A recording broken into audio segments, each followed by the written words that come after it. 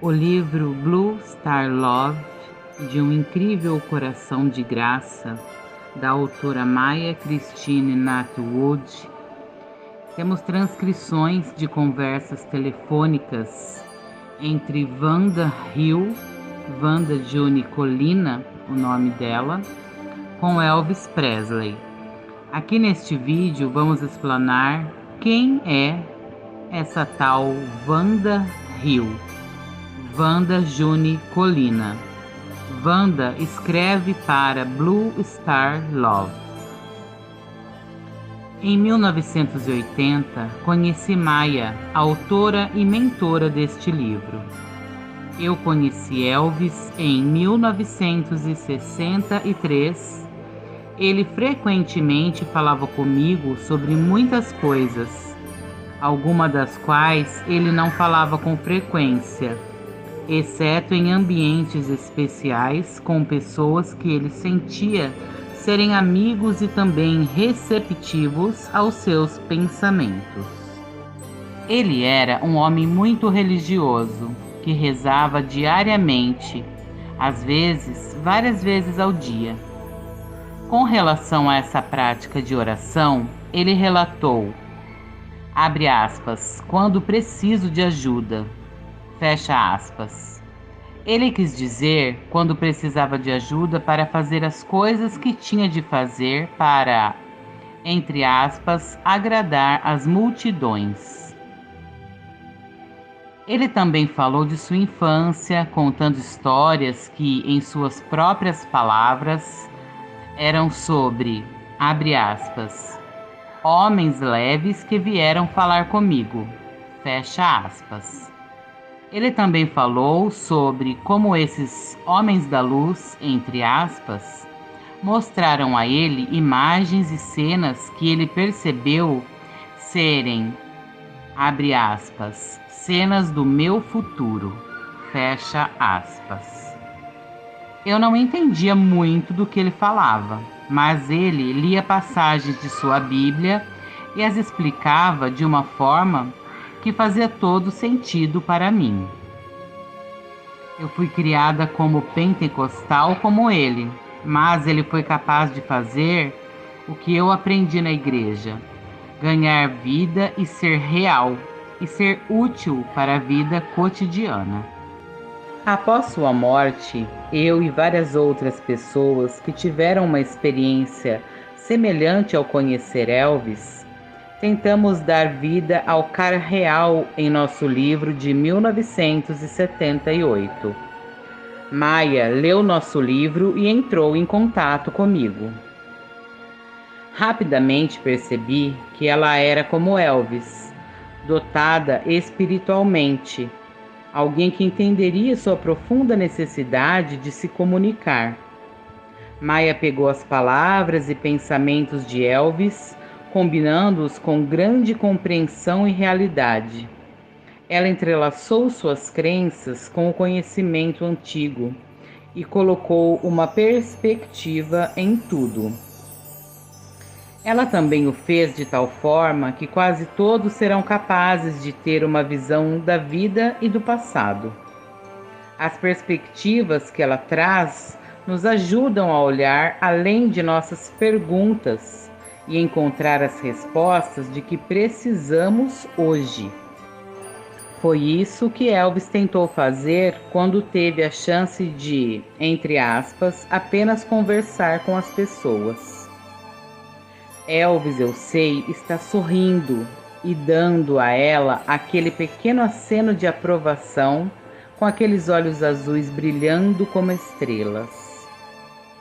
Eu recomendo fortemente que todos, fãs de Elvis ou não, leiam este livro. Pode demorar um pouco para ler e compreender, mas valerá a pena o esforço. Mais uma coisa, eu encontraria uma cadeira confortável, com uma boa luz, porque as informações e imagens que você encontrará neste livro são fascinantes. Por que eu? Porque Elvis Aaron Presley, superstar, que poderia ter escolhido entre qualquer número de pessoas no mundo, escolheu ser meu amigo? Fiz essa pergunta a mim mesma milhares de vezes durante os anos. Elvis estava tão perto quanto o nosso telefone, tão perto quanto Los Angeles, Palm Springs ou Las Vegas. E depois que ele morreu, continuei a perguntar: por que eu? Em 1980, Maya Christine Natomidi, então Christine Hayes, escreveu-me depois de ler o livro compilado por mim. Vários membros da minha família e alguns amigos, todos os quais tiveram uma relação pessoal com Elvis Presley. Respondi a carta dela, ela escreveu de novo e começamos a nos corresponder por alguns anos.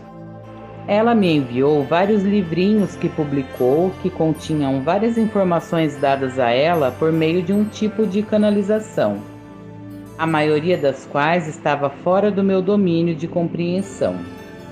No entanto, à medida que continuei a ler esses materiais, percebi que muitas das coisas sobre as quais ela escreveu, Elvis mencionou para mim. E algumas das coisas que ele disse seguiram de perto o que ela estava relatando em suas obras. Foi como se, de repente, uma luz tivesse acendido em minha memória, quase como se ele estivesse falando comigo novamente. A princípio, sabendo de sua sinceridade e do ridículo e desdém que havia recebido em relação a seus interesses metafísicos por parte de pessoas próximas a ele durante seus últimos anos de vida, hesitei em revelar qualquer coisa que tivesse me mencionado sobre isso.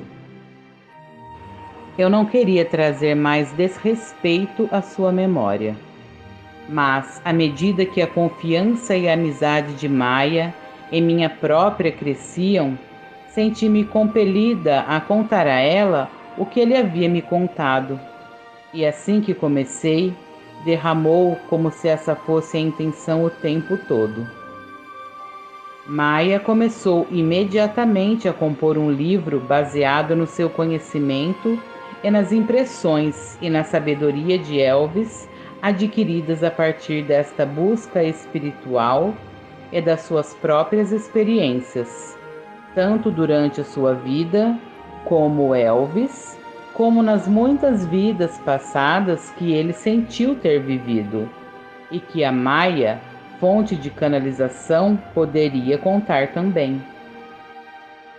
Surpreendentemente, o que ele me disse e o que as fontes dela revelaram combinaram de várias maneiras, explicando por que Elvis era Elvis e por que tantas pessoas de todas as idades e circunstâncias sentiram e ainda sentem afinidade com ele.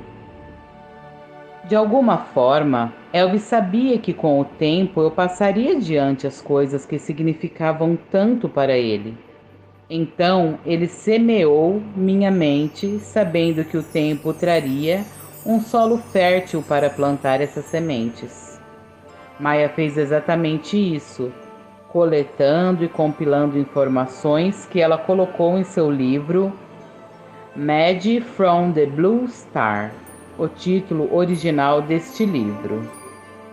Ao fazer este trabalho, Maya deu a Elvis o que ele realmente desejava, uma chance de compartilhar seus pensamentos, seus conhecimentos e crenças com todos que gostariam de conhecer o verdadeiro Elvis, o homem por trás do mito. Agora eu entendo e estou tranquila com minha própria pergunta. Por que eu? Obrigado, Maya. Como eu conheci Elvis? Eu tinha 20 e poucos anos em 1963. Eu, meu marido e minha filha pequena tínhamos acabado de nos mudar para o sul da Califórnia e eu estava me sentindo muito deprimida e perdida. Não apenas eu estava longe de casa mas traumas dolorosos da infância estavam surgindo para mim. Em 1963, senti que não havia razão para continuar vivendo, exceto para as minhas responsabilidades com meu marido e minha filha. Então eu fui para o tapete de lavanderia e minha vida mudou para sempre para melhor. Naquele dia na lavanderia, conheci outra jovem com uma filha pequena. Enquanto nossos filhos brincavam entre as lavouras e secadoras, conversávamos. A outra mulher, Diane, mencionou para mim que trabalhou como figurante em filmes e estava atualmente no filme de Elvis Presley, Kissing Cousins, então em produção. Eu estava levemente interessada desde que meu marido Jimmy era um fã de Elvis. Eu mesma não fui. Como uma criança criada em um ambiente fundamentalista, disseram-me que Elvis Presley e o rock and roll eram manifestações do diabo e deveriam ser evitados a todo custo. Eu não era de acreditar nessas coisas, mas isso me levou a procurar em outro lugar meus modelos como adolescente e jovem adulta. Honestamente, eu realmente não acreditei em Diane quando este novo conhecido declarou que Elvis ligaria para sua casa naquela mesma noite. Vendo meu ceticismo, Diane me convidou para testemunhar o evento e talvez até mesmo conversar com ele por 1 minuto. Quase eu disse não. Mas depois lembrei-me de como meu marido ficaria entusiasmado se eu pudesse dizer-lhe que havia falado com Elvis. E bem, também fiquei um pouco intrigada com a possibilidade de Diane estar a dizer a verdade. Naquela noite fui à casa de Diane. Elvis ligou e eu consegui falar com ele. No entanto, o minuto durou algum tempo. Como quando Elvis descobriu que eu só tinha visto um de seus filmes e saí no meio dele, que era Flaming Star, ele parecia encantado em conversar com alguém que não estava interessado em Elvis Presley e estava respondendo a ele de uma maneira normal e coloquial. Elvis me fez muitas perguntas pessoais. Quando ele me perguntou o que eu queria fazer da minha vida, eu disse que gostaria de trabalhar nos bastidores do cinema. Foi então que Elvis me convidou para ir com Diane visitá-lo no set de Kissing Cousins. Minha visita a Elvis é abordada em meu livro We Remember Elvis. Naquela época, ele me deu seu número de telefone pessoal e me disse para ligar para ele pela manhã. Chegando em casa com o número de telefone na mão, não esperava ver ou ouvir falar de Elvis novamente. Eu não podia imaginar que o número que ele me deu realmente ligaria para ele em seu quarto, como ele havia dito. No entanto, na manhã seguinte, liguei para o número e Elvis atendeu. O resto, como dizem, é história. Minhas motivações. Escrevi o seguinte nos fóruns da ELC em resposta a perguntas sobre meus motivos para gravar algumas de minhas conversas com Elvis. Abre aspas. Elvis sabia que estava sendo gravado.